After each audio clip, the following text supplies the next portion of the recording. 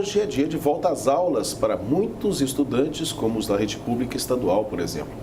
E aí retornam também algumas preocupações dos pais e alunos. Caso de quem tem os chamados transtornos ocultos, como o autismo ou TDAH, como lidar com as discriminações no ambiente escolar? Esse é o nosso assunto com o psicólogo e nosso colunista Alexandre Brito. Bem-vindo, boa tarde. Boa tarde. Alexandre, esse é um momento muito, eu diria, importante, porque algumas questões relacionadas à saúde mesmo, às vezes mental, e outras questões relacionadas à saúde do aluno acabam sendo descobertas na escola. Eu, por exemplo, descobri a minha miopia, que era muito pesada, na escola. Então, é algo que os pais têm de prestar atenção, mas os professores também, né, em relação, principalmente a esses assuntos que a gente vai abordar, as escolas têm de estar muito atentas a isso, não? Tem que estar muito atenta, Cacá, porque um ponto que chama muita atenção nós é que tem deficiências que são ocultas. Né? Então, a Lei Brasileira de Inclusão, ela define o que são deficiências, né? Trazendo algum prejuízo cognitivo, prejuízo a longo prazo, prejuízo social no trabalho, nos estudos.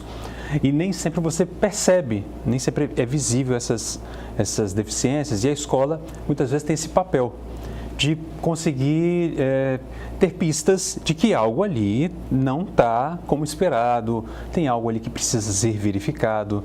E essas deficiências, elas podem ser, por exemplo, visuais, pode ser de um olho, pode ser de um ouvido, mas também pode ser algo voltado ao intelectual, como deficiências intelectuais e o autismo. Certo. Então, como são ocultos, não é algo que você simplesmente detecta só de olhar para a pessoa. Tem tido várias estratégias e iniciativas para que essas deficiências em ambientes como a escola ou em outros ambientes públicos tenham o quê? Mais direitos assegurados, mais acolhimentos, tratamentos adequados para que você possa lidar melhor com isso. Uma das estratégias, por exemplo, é o cordão de girassol. Tá? O cordão de girassol instituído aqui no Brasil em 2023, junho do ano passado. Girassol, por que girassol? Inspirado no aeroporto na Inglaterra, que distribuiu cordões de girassóis para pessoas que tinham certas prioridades por alguma questão de transtorno ou por idade, né, que eram asseguradas pela legislação. E ficou, como no bom português, colou, deu certo. Então, é usado esse cordão para identificar a pessoa. Ela veste o cordão, pode ter o crachá também. Por exemplo, no autismo, existe uma identificação de crachá que você pode usar. Também foi instituído no Brasil em 2020, que faz essa identificação da pessoa com autismo para que ela tenha esses direitos assegurados. Isso é muito forte, por exemplo, em aeroportos. Então, existem aeroportos que têm ambientes preparados para isso. Então, o ponto de Vitória, inclusive. Isso. Então, são alguns pontos que a gente tem que considerar, porque na escola, nem sempre isso é óbvio e evidente também. E aí, esses cordões na escola, por exemplo, né, eles têm mudado essa realidade da discriminação, por exemplo? Esses cordões têm sido uma estratégia muito interessante, de inclusive as próprias crianças com os transtornos ou deficiências ocultas, como o caso do autismo, deficiências intelectuais, elas mostrarem, elas explicarem para quem não sabe, nem todo adulto ainda conhece, nós estamos fazendo esse trabalho de campanha, como aqui, por exemplo, agora. Então, sim, ajuda, porque muitas vezes os próprios pais também sofrem preconceitos e discriminação.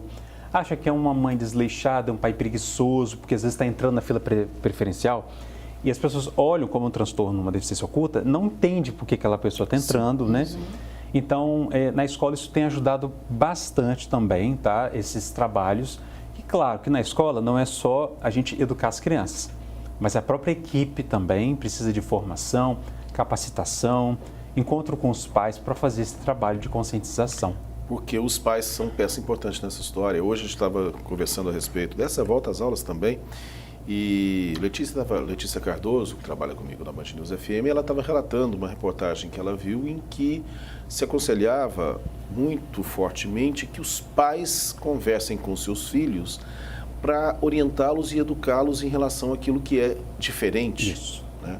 Então, essa conversa era definida ali como algo muito importante para falar que existem outras crianças que são diferentes e essas crianças têm de ter uma conscientização em relação a isso.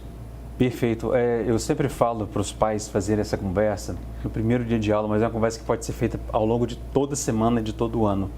Você ficar, às vezes, da altura do seu filho e falar para ele que Uma pessoa que é preta, branca, alta, baixa, mais gorda, mais magra, você não pode falar do corpo dessa pessoa. Você não deve fazer qualquer espécie de brincadeira de mau gosto, porque se é de mau gosto não é brincadeira. Evitar ao máximo falar do corpo do outro. Percebeu que tem alguma coisa atípica também, não julga, não faz piada, não brinca, não fomenta a brincadeira. Se alguém está fazendo uma brincadeira de mau gosto, conta para o seu pai, para ele também saber, né? Pede para o seu filho te contar sobre isso. Fala para o seu filho também que uma mochila de um amigo, aquela mochila velha, ou se ele sempre usa o mesmo tênis, que ali também tem uma história e tem sonhos. Então é muito importante que a gente faça esse trabalho de conversa com as crianças, de conscientização, de acolhimento, né, de compreender as diferenças, porque a gente não precisa não só não fazer bullying, a gente tem que ser anti-bullying. Então essa conversa é essencial. Agora também, né, Alexandre, não adianta nada falar se não agir desta forma, né? Os pais têm que dar esse exemplo em casa também, né? Não fomentar o bullying, né, na fase adulta também, né? Que as crianças acabam vendo, né? É porque não adianta você pedir para o seu filho não falar do colega se o seu filho vê você falando do seu vizinho, da sua vizinha, do seu colega de trabalho.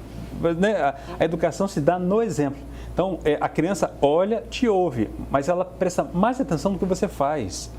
Então, o exemplo, o espelho que eu digo que os pais são para os filhos, né, pelo menos até uma certa idade, depois a gente quebra esse espelho, fica com algumas, né, lascas ainda, mas de alguma forma isso nas primeiras idades, nos primeiros anos de vida, é muito fundamental tomar esse cuidado.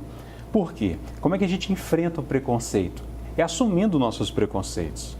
Não basta não ser racista, mas tem que ser antirracista. Não basta não fazer bullying, tem que ser anti-bullying. Então é essencial que a gente consiga fazer esse trabalho de exemplo. Só para a gente concluir, se dá para a gente concluir pelo menos nesses pontos que a gente abordou aqui, a atenção da escola em relação aos alunos, a atenção dos próprios alunos com seus colegas e a atenção dos pais com seus filhos. É uma distribuição de atenções aí, né? Isso, porque a própria legislação fala que todos temos responsabilidades, né? O governo, o Estado, a família, a comunidade, todo mundo está implicado. Não tem como você dizer que você está fora disso. Não existe. Às vezes a sua ausência é uma negligência. E às vezes você não falar nada pode ser que você esteja compactuando também com alguma situação de violação.